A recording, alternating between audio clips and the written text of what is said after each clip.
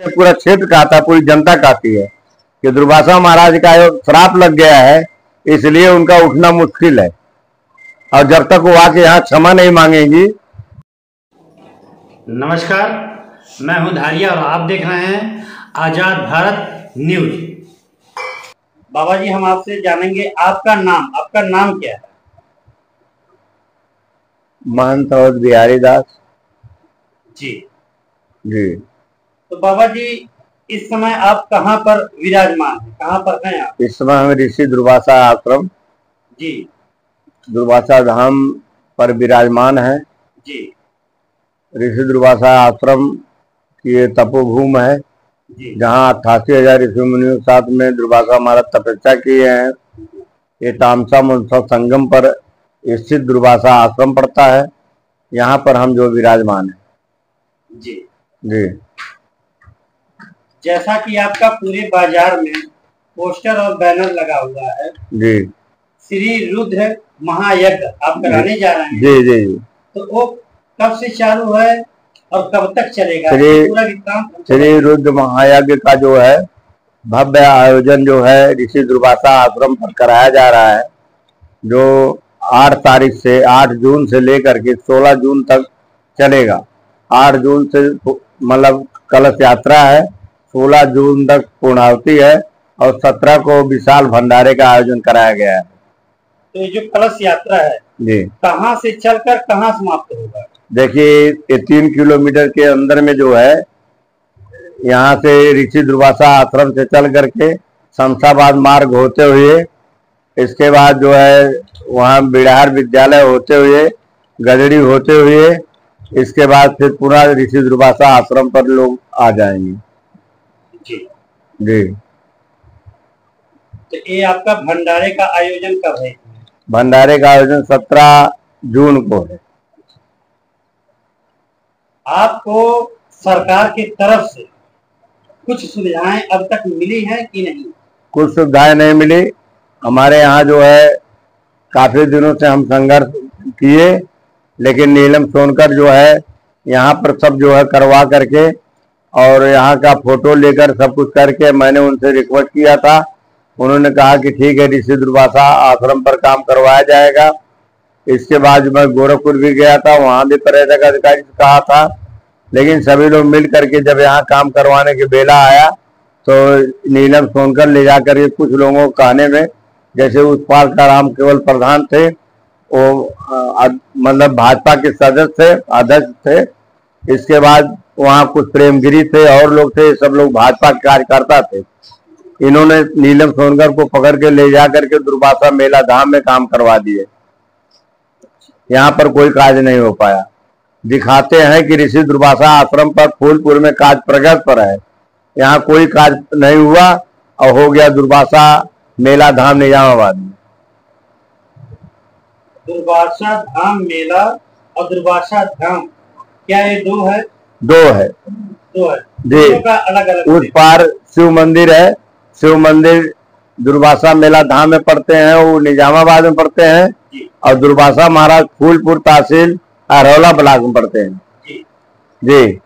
यहाँ नदियों का जो है संगम है और यहाँ विभाजित हो गया है ऋषि दुर्वासा आश्रम फूलपुर अरौला ब्लॉक। आपसे इस समय तो नीलम सोनकर जी विधानसभा का चुनाव हार चुकी हैं, लोकसभा का, तो इस पे आपकी क्या टिप्पणी है, क्या राय है? हमारी टिप्पणी है, जब से दुर्वासा महाराज इसे नीलम सोनकर रार कर ली है, दुर्वासा महाराज का पैसा छीन करके ले जा करके मेला धाम में लगा दी है, तब से 3 बार से नीलम सोनकर हार रही हैं। दुर्वासा महाराज ऋषियों में से एक ऋषि थे, इनकी तपोभूमि थी, इनका पैसा छीन करके दुर्वासा मेला धाम में लगा दी और वहां पर लोग चोरी करके जो कुछ पैसा लगाए कुछ खा गए सब। और यहाँ पर ऋषि दुर्वासा आश्रम पर एक बत्ती तक नहीं लगाए नीलम सोनकर, और उसी समय से नीलम सोनकर हार रही है। लगातार आज 3रा चक्कर है इनका। इनका श्राप लग गया महाराज का। हमारा नहीं, हम नहीं कहते, पूरा क्षेत्र कहता है, पूरी जनता कहती है कि दुर्वासा महाराज का श्राप लग गया है, इसलिए उनका उठना मुश्किल है। और जब तक वो आके यहाँ क्षमा नहीं मांगेंगी और इनके साथ में जब तक इतना बड़ा अन्याय कर दी है, अब इनके शरण में नहीं आएंगी तब तक उनको क्षमा नहीं किया जा सकता, और ना हम लोग जाएंगे उनसे क्षमा मांगने।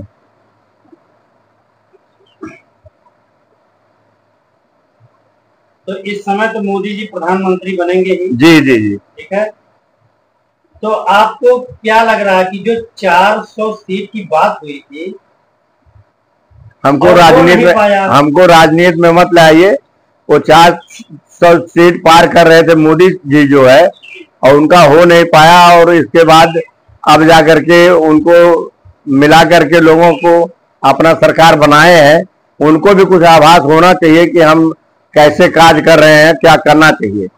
वो लोगों को जो है भाजपा सरकार में हो करके, हम भी भाजपाई हैं, मैं भी वोट देता हूँ।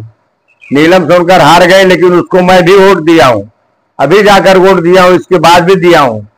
लेकिन फिर भी मैंने देते समय कहा कि तुम तो हारी जाओगी, लेकिन मैं दे रहा हूँ।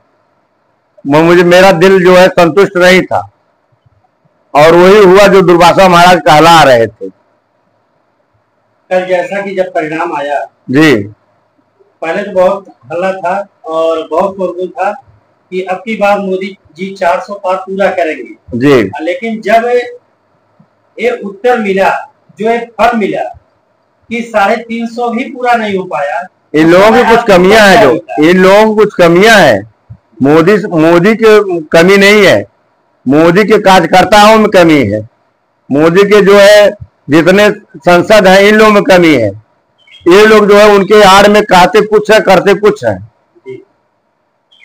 मोदी का भाजपा सरकार को हम क्यों दोषी बनाए?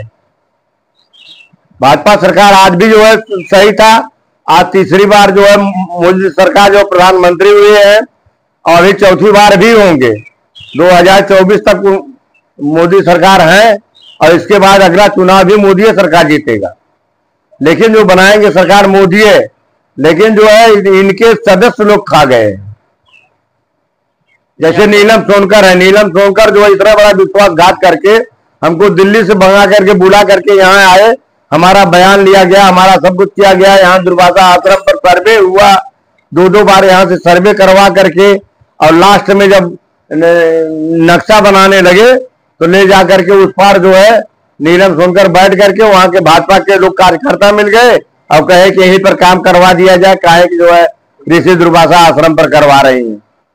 यहाँ दुर्वासा महाराज फूलपुर विधानसभा में पढ़ते हैं, उधर जो है निजामाबाद में तहसील फूलपुर है, लालगंज जो है हम लोग है, और उधर निजामाबाद है। जी चलिए बाबा जी, आपका बहुत बहुत धन्यवाद।